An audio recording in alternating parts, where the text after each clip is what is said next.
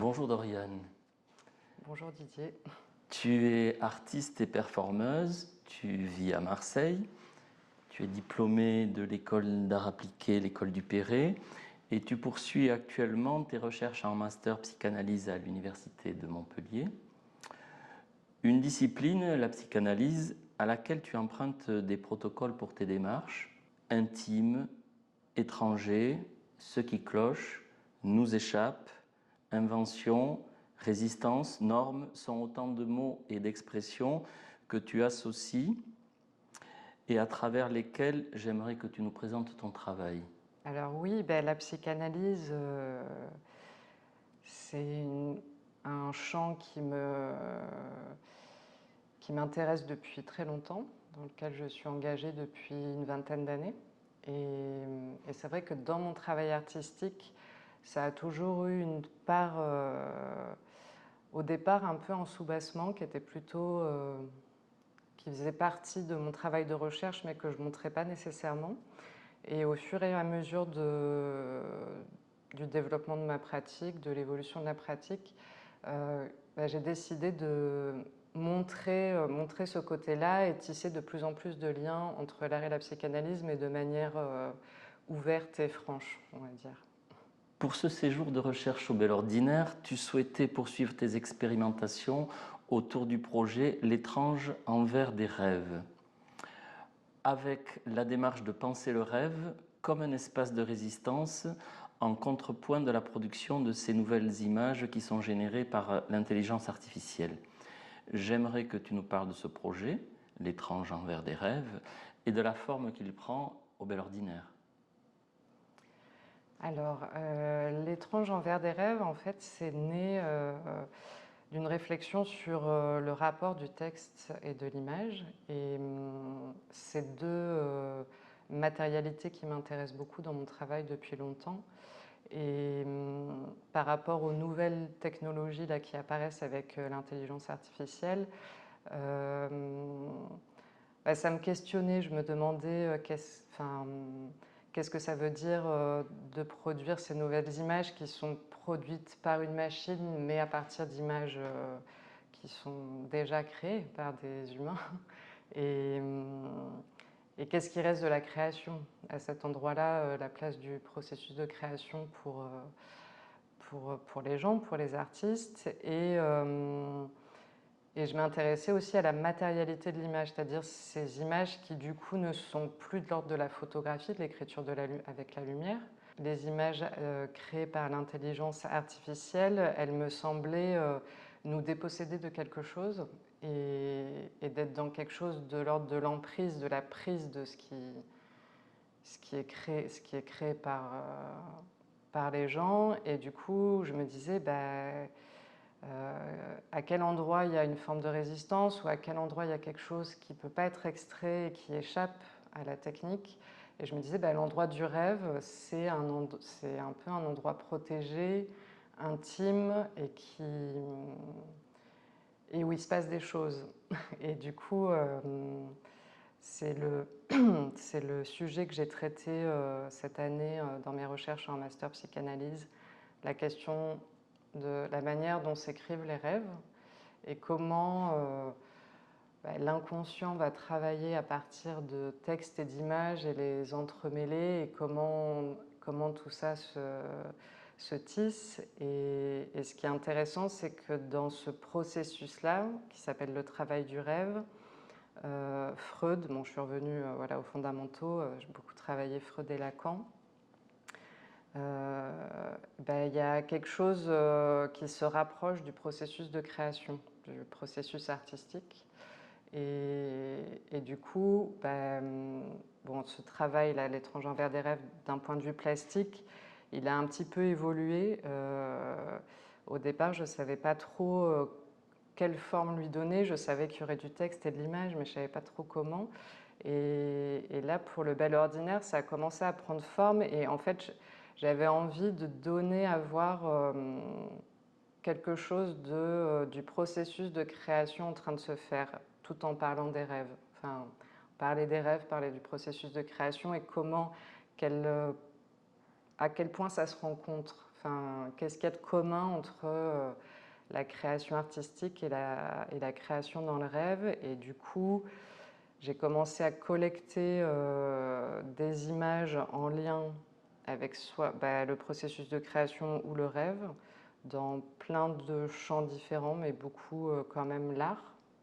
Et aussi, je ne sais pas, des schémas, par exemple les schémas de Freud, de Lacan, comment matérialiser la pensée, comment matérialiser quelque chose de l'ordre de l'irreprésentable. Et j'ai aussi collecté des bouts de texte ou des éléments de texte qui me sont venus un peu par association d'idées sur ce qui se joue dans le processus de création et dans le processus du rêve. Est-ce que tu pourrais préciser, s'il te plaît, la dimension formelle que tu donnes à ces propos, justement dans cet atelier, dans ton atelier au Bel Ordinaire? Oui, parce que il y a eu une rencontre, c'est-à-dire que j'avais envie de travailler sur la notion de recherche, donc quelque chose qui est en mouvement, qui est tout le temps, voilà, qui bouge tout le temps. Et du coup, j'ai eu envie de travailler sur des petites fiches Bristol. Et je ne savais pas trop encore comment inscrire le texte sur ces fiches. Et j'ai fait des tests avec des lettres A7, qui sont des lettres transfert, qui est une vieille technique désuète qu'on n'utilise plus tellement, qui sont des lettres qui sont sur un papier transparent et qu'on vient gratter, donc déposer la lettre. Et du coup, je me suis attelée à ça en choisissant des typographies différentes. Et c'est un concept issu de la psychanalyse aussi. Aussi, c'est ça, c'est la lettre transfert. Et, et du coup, en faisant ça, j'ai trouvé ça très intéressant parce qu'il y a un rapport aux mots et au langage qui est très sensuel et très. Enfin, il y a quelque chose du geste et d'être avec la lettre. Et du coup, ça me prend beaucoup de temps et je fais lettre à lettre en pensant aussi l'espace entre les lettres et l'espace entre les mots. Et du coup, il y a quelque chose comme expérimenter une dimension vraiment matérielle de la lettre. Et du coup aussi, j'aimais bien cette idée de la fiche parce que ce serait comme un poème éclaté un peu. Enfin, c'est-à-dire que je me dis peut-être ces fiches, après, je vais m'en servir pour les activer en performance, les dire ou peut-être les mettre en espace. Le fait que ça soit sur des fiches, ça fait que c'est tout le temps en mouvement. Enfin, du coup, ça me fait évoquer Mallarmé avec son coup de dé et un travail comme ça sur la typographie, choisir différentes typographies, les mots qui dansent un peu dans la page. Et là, ça serait quelque chose en 3D, carrément sortir de la page et que ces fiches puissent se déplacer, être en mouvement. Voilà. Mais en faisant ça, comment dire, enfin, j'ai trouvé ça intéressant et ça me plaît beaucoup, mais c'est une concentration, c'est quand même quelque chose. Et il y a un côté un peu rigide quand même de l'affiche. Et à côté de ça, j'ai aussi toute une pratique de carte mentale, de tenter de cartographier la pensée, qui sont au départ plutôt des outils de travail. C'est pas des choses que je montre trop. Et j'ai commencé à le faire il y a peu de temps, justement quand j'ai commencé ce projet, L'étrange envers des rêves. Et je me suis dit, en fait, ces cartes, c'est de l'écriture, mais à quel point l'écriture devient du dessin? Est-ce que le dessin est une écriture? Est-ce que l'écriture est un dessin? Comment on passe de l'un à l'autre? Et en fait, en faisant les cartes, là, très vite, j'ai eu envie de quelque chose de plus délié, de plus libre, de quelque chose du trait, faire du jaillissement plus spontané. Et du coup, j'ai commencé à faire des cartes sur un support comme le tableau noir. Et j'écris à la craie. Et en fait, j'aime beaucoup cette sensation puisqu'il y a quelque chose de très fluide et qui glisse. Et il y a aussi le fait de pouvoir effacer, réécrire, réeffacer. Enfin, il y a tout un jeu avec aussi la matérialité de l'outil et du support, et aussi le fait que la craie, elle disparaît. Enfin, il y a quelque chose du support qui s'épuise dans le dessin. Et ça me plaît. C'est une étape, le bel ordinaire, pour ce projet?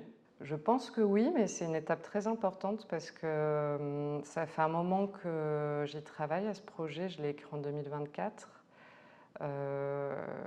Et là, ça m'a permis de quand même commencer à le formaliser, à lui donner une forme. Et je pense que ça va demander à être poursuivi. Parce que j'aurai pas le temps de la résidence, il est ce qu'il est. Mais j'aurais sans doute pas le temps de penser la manière d'activer les cartes, et je pense que ces cartes mentales, pour l'instant, je les ai fait à des petites échelles, moyenne échelle, mais j'aimerais bien les faire aussi à une échelle peut-être plus architecturale, enfin à grande échelle. Donc oui, c'est quelque chose que j'aimerais développer. Le A4 qui est derrière toi, il y a marqué réel. Tu tenais à le déplacer tout à l'heure, qu'on le voit. Peut-être que tu pourrais nous en parler. Oui. En fait, c'est une rencontre fortuite. C'est d'il y a très longtemps, il y a plusieurs années, je me souviens plus très bien, mais peut-être 10 ans. Enfin, ça fait longtemps que je l'ai, cette image, et elle me hante. C'est un tag dans une des rues de Marseille, près de chez moi. Et en fait, pour moi, elle fait complètement énigme. En fait, j'ai du mal à comprendre le sens de ce réel avec 3 E et avec ces 2 accents. Et en fait, mon interprétation, c'est qu'il y a du rêve dans le réel, ou donc le réel, c'est l'envers du rêve. Enfin, en tout cas, c'est ça un peu que j'ai développé aussi dans mon mémoire de recherche. Et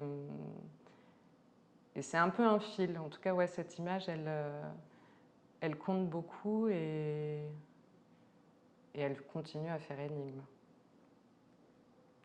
Je te remercie. Merci Didier.